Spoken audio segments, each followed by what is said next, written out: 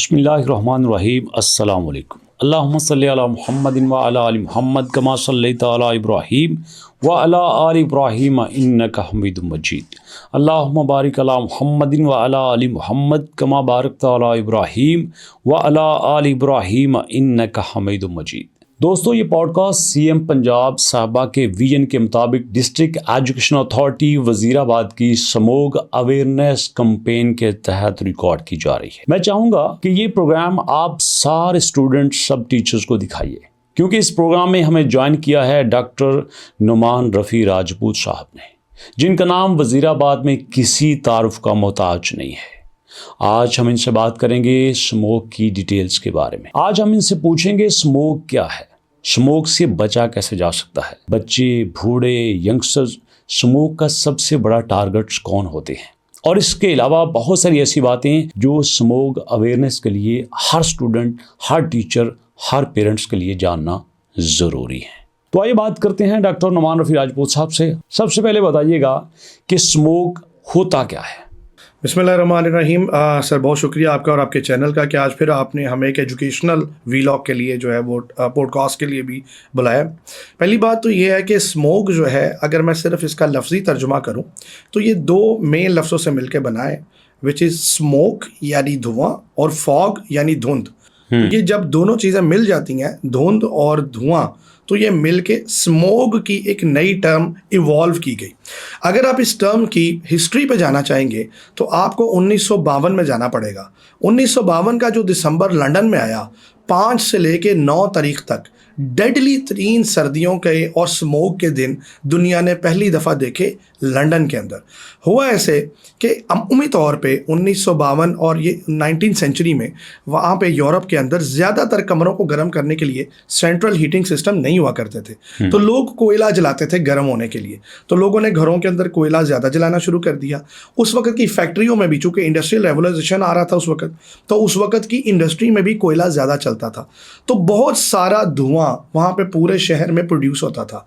अचानक जब सर्दी आई, तो सर्दी आने के साथ आपको पता है जब गैसेस हैवी हो जाती हैं तो बादलों का वजन बढ़ जाता है और वो ज़मीन के करीब आके क्लियर बना देते हैं, तो वो धुआं शहर से बाहर ना निकल पाया और शहर के अंदर 5 दिसंबर से लेके 9 दिसंबर 1952 में लोगों को ऐसा फील होना शुरू हो गया कि कोई स्मोक, कोई नई फॉग आई है जो आंखों को चुभती है, जो लोगों को खांसी भी कर रही है और उससे विजिबिलिटी यानी देखने की ताकत, हद निगाह कम हो गई।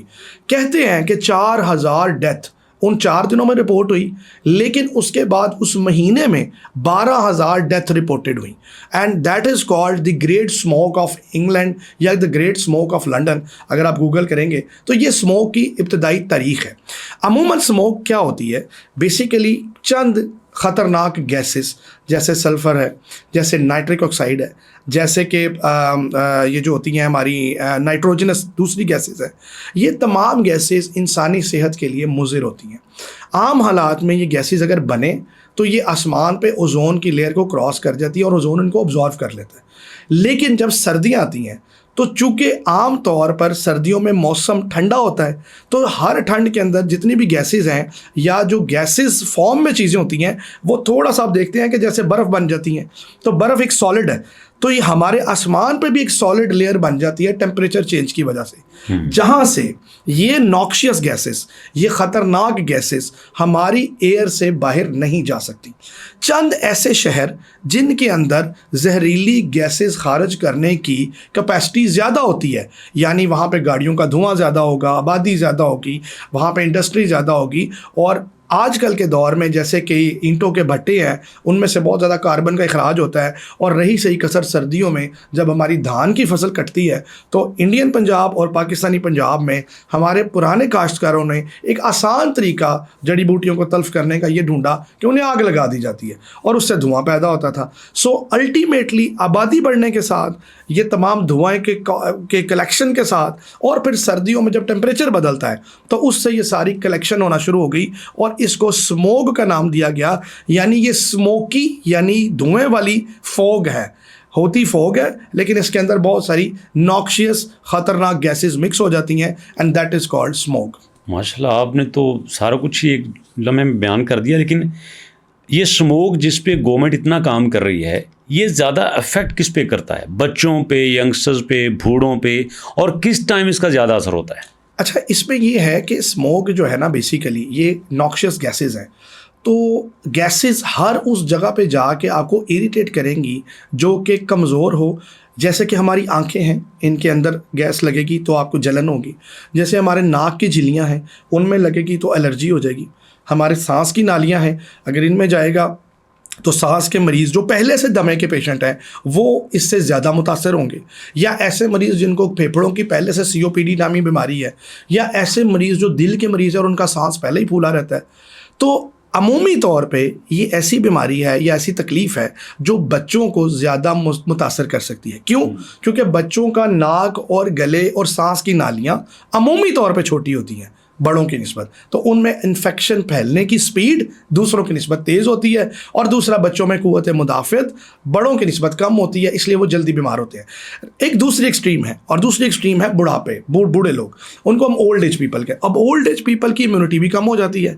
दूसरा, उनको कोई ना कोई ऐसी बीमारी ज़रूर होती है जिसकी वजह से उनका जिस्म उतना तवाना नहीं रहता, जैसे कि शुगर है, कोई काला यरकान है, किसी को कोई जोड़ों का दर्द है। तो ऐसे मरीज़ों पे स्मोक का असर दूसरों की निस्बत ज़्यादा होता है। चंद बीमारियां ऐसी हैं जो स्मोक की वजह से और तेज़ हो जाती हैं। मसलन अगर किसी को आँखों का कोई मसला है, कंजक्टिवाइटिस है या आँखों की एलर्जी है, तो ऐसे बंदे को स्मोक की वजह से और ज़्यादा तकलीफ होगी। ऐसा बंदा जिसको जैसे दमा है, एस्थमा है, COPD है, या कोई ना कोई लंग्स की और बीमारी है, या दिल का कोई मसला है, सांस पहले ही फूला रहता है, तो ऐसे लोगों में स्मोक और ज़्यादा बुरी तरह से असर कर सकती है। आखिरी चीज़, बच्चों को हम क्यों अवॉइड करते हैं? बच्चों में एलर्जी किसी भी सूरत में अगर स्किन पे भी हो जाए या कोई खाने से किसी चीज़ से हो जाए, तो सांस की नालियों के ब्लॉक होने से कई बच्चों में मौत भी वाक़या हो सकती है, which is very serious condition, जिसे हम एनाफ्लेक्टिक शॉक कहते हैं। तो एनाफ्लेक्टिक शॉक सांस की नालियों को बंद करने की वजह से होता है, जो किसी भी एलर्जन की वजह से हो सकता है। इसलिए गवर्नमेंट ऑफ पंजाब और तकरीबन पाकिस्तान में जितने भी इदारे हैं, और पंजाब में ख़ास तौर पर, वो इस पर बहुत ज़्यादा काम कर रहे हैं और बच्चों की सेफ्टी पर बहुत ज़्यादा तवज्जो दी जा रही है। अब जो रिसेंटली आपको पता है कि वज़ीराबाद एक ज़िला बना है, और वज़ीराबाद की स्पेशली डिस्ट्रिक्ट एजुकेशन अथॉरिटी पे बहुत काम कर रही है, राइट। तो इसमें स्पेशली मैं ये पूछना चाहूँगा कि हमारे जो बच्चे हैं उनको स्मोक के दिनों में अपनी लाइफ किस तरह से गुजारनी चाहिए, दिन कैसे स्टार्ट करना चाहिए, और एंड तक उनको कैसे अपनी जो एक्टिविटीज़ हैं उनको जारी रखना चाहिए ताकि वो स्मोक उनके ऊपर असर ही ना करे। देखिए, अगर आप ये कहें कि 100% हम कोई ऐसी एक्टिविटी या हम कोई ऐसा लाहे अमल तैयार कर लें, तो वो अभी शायद पॉसिबल नहीं होगा, क्योंकि स्मोक की जो आपने उसकी स्ट्रेटजी बनानी है, वो कुछ शॉर्ट टर्म पॉलिसीज़ हैं और कुछ लॉन्ग टर्म पॉलिसीज़ हैं। अभी हम सिर्फ बात करते हैं शॉर्ट टर्म पॉलिसी के, बच्चों को क्या करना चाहिए। देखिए, सबसे पहली बात यह है कि हमने जो अर्ली मॉर्निंग, सुबह का बहुत अर्ली का टाइम है, उसमें आप बच्चों को बाहर ज़्यादा ना जाने दें। थोड़ा सा टाइम गुजर जाए, तकरीबन अब तो गवर्नमेंट ने टाइम भी थोड़ा लेट कर दिया स्कूल का, इट इज़ गुड, तो उसमें थोड़ी धुंध छट जाती है। दूसरी बात है कि माँ बाप को चाहिए कि बच्चों को अच्छे तरीके से चेहरा धो के, आँखें, गला, नाक साफ़ करके घर से भेजें, और मास्क का इस्तेमाल ज़रूर करें बच्चे, ताकि नाक और मुँह से कोई चीज़ अंदर ना जा सके। अगर बच्चे की आँखों में एलर्जी या उस इलाके में बहुत ज़्यादा स्मोक है, तो मेरा मशवरा यह है कि आप ग्लासेस, जो कि ट्रांसपेरेंट ग्लासेस मिलते हैं, वो आप बच्चों को लगा सकते हैं ताकि उसकी बच्चों की आंखों में इरिटेट ना करें। तीसरी बात यह कि शाम के वक्त जब धुंध दोबारा से छाना शुरू होती है असर के बाद, कोशिश करें कि बच्चे उस टाइम अपने घर में हो और छत के अंदर या किसी जो है अंडर कवर रूफ के नीचे हो। ये उन्हें करना चाहिए।